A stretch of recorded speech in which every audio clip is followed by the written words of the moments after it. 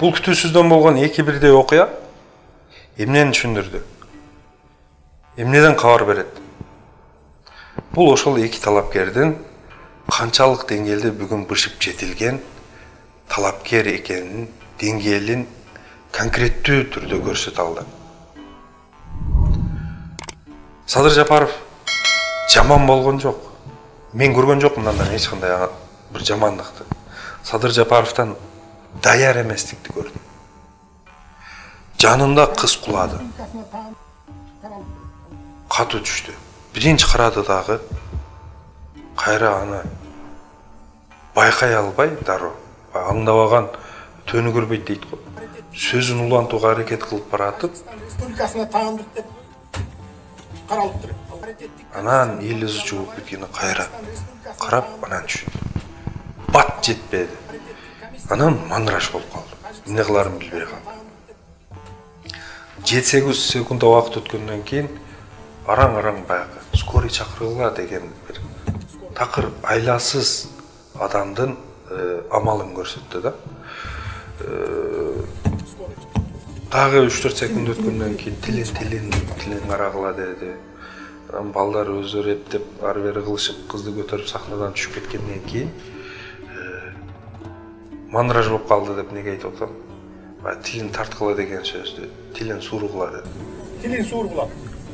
Бул эми жаңылыштык өтө чоң айып эмес, бирок баягы мандыраж болуп калганды түшүндүрөт деген максатта айтып атам. Башка учур болгондо мен билем Садыр Жапаров жакшы адам, ал биринчи жардамга бармак, бирок баягы жерде ошончо эл мени карап турса, анан мен президент болчу адам, бир адам жыгылып калса мен ага чуркап барып неме болушум керекпи, же баягы бир сырдуулукту сактап президент болчу адам бир калыпта турушум керекпи деген ойлордон арыла албай, не кыларын билбей калды.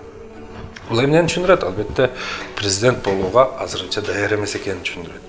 Себеби президент болгон адам 6,5 миллион элдин үстүнөн кандай учур болбосун кескин түрдө туура чечим кабыл ала алыш керек.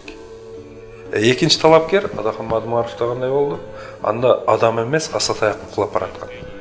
Бирок ал алдыракта турган үчүн алдын ала көрдү дагы асатаякты жерге кулата койбой эңилип кармап калды. Бул эмнеден кабар берет? Бул адамдын парасаттуулугунан, зиректигинен, сактыгынан, анан баттыгынан, анан кала берсе чечкиндүүлүгүнөн. Көз ирмемде асатаяк кулап кетпесин деп туура чечим кабыл алды дагы. Ойлонуп отурган жок. Мен президент болчу адам элем, эл карап турат эле, не деп ойлоп калат деген ойлорго алдырган жок. Просто кулаш керекпи, кулабаш керекпи? Кулабаш керек, туурабы? Ошону кармап калды дагы. Анан эң кызыгы, ошол кайра аксакалдын өзүнө жөлөп койбой, акырын алып өзүнүн тонуна жөлөп алды. Бияктан кимдир бирөө келип, алып коеюн деди эле, жок, баары жайында тура берсин дегендей ишара кылды. Бул эмнеден кабар берет? Бул адамдын баягы адеп ахлагынын жогору экенин, маданиятынын жогору экенин, жөнөкөйлүк, кичпейилдүүлүгүн көрсөтөт да. Табышкерлик, баягы кыска убакыттын ичинде туура чечим чыгара алчу жөндөмү бар экенинен кабар берет. Ошондуктан келгиле кыргыз элим, даяр болуп бышып жетилген талапкерди колдоо максатында баарыбыз башыбызды бириктирели дагы Садыр Нуркожоевичтен 5 жылга кандидатурасын Адахан Мадумаровдун пайдасына алып турууну, шайлоого чейин эле алып турууну сураналды. Неге шайлоого чейин эле? Шайлоо өткөндөн кийин эки тарап болуп азыр кыргыз эли бөлүнүп калган учур, ошол эл бири-бири менен кагылышып кетүү коопу бар үчүн кече ошол бийлик башынын тарабынан буйрук чыгыптыр. Ок атуучу куралдарды колдонууга тыюу салынат деген буйрук чыгыптыр. Демек бул ошол шайлоодон кийин кагылышуу болуп кетиши мүмкүн деген коркунучаларда дагы бар.